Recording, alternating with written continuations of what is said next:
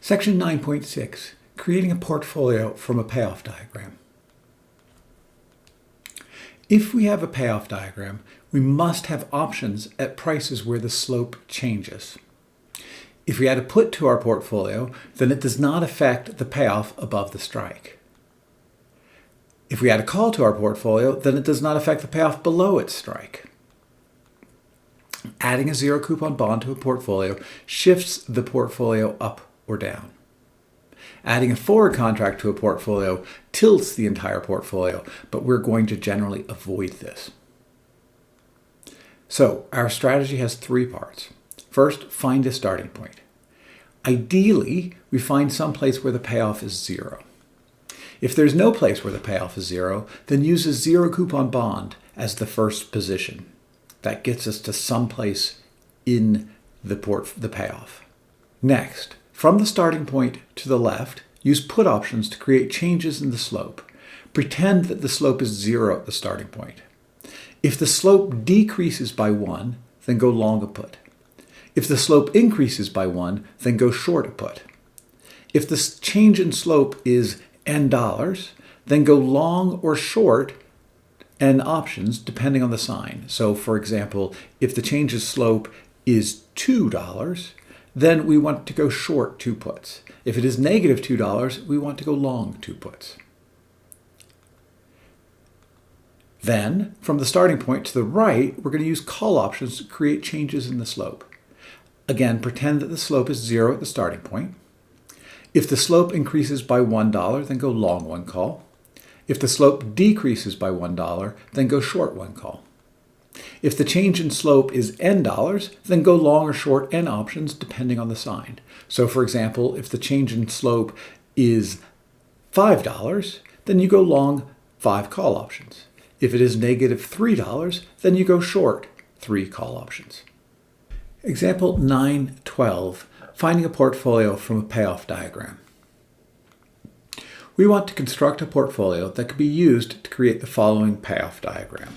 This is not a very realistic payoff diagram, but it illustrates how to follow this task. First, we want to find where the payoff is 0.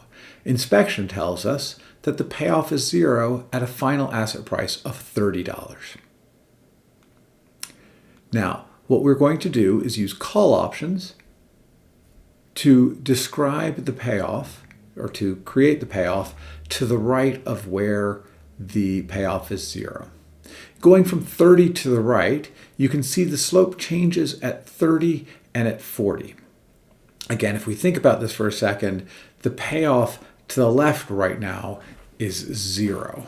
So we're going to treat the payoff at 0 at 30 as having 0 slope.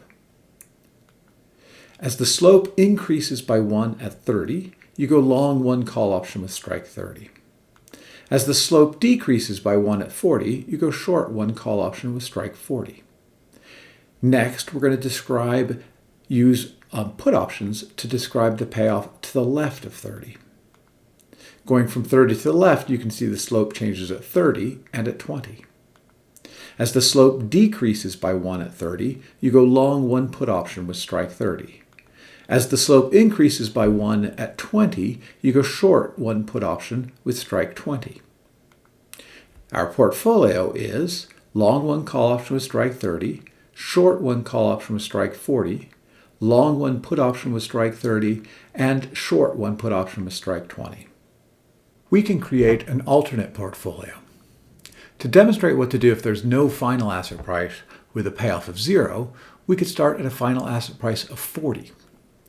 To get the correct payoff, we need to go long a zero coupon bond paying 10. The payoff does not change above 40, thus the portfolio will not have any call options.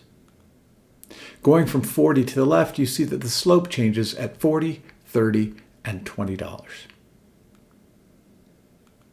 Your portfolio is long that zero coupon bond paying 10, short 1 put with a strike of 40, long 2 puts with a strike of 30, and short 1 put with a strike of 20. We can create another alternate portfolio. This would be long a zero coupon bond paying 10, and then short 1 call with strike 20, long 2 calls with strike 30, and short 1 call with strike 20.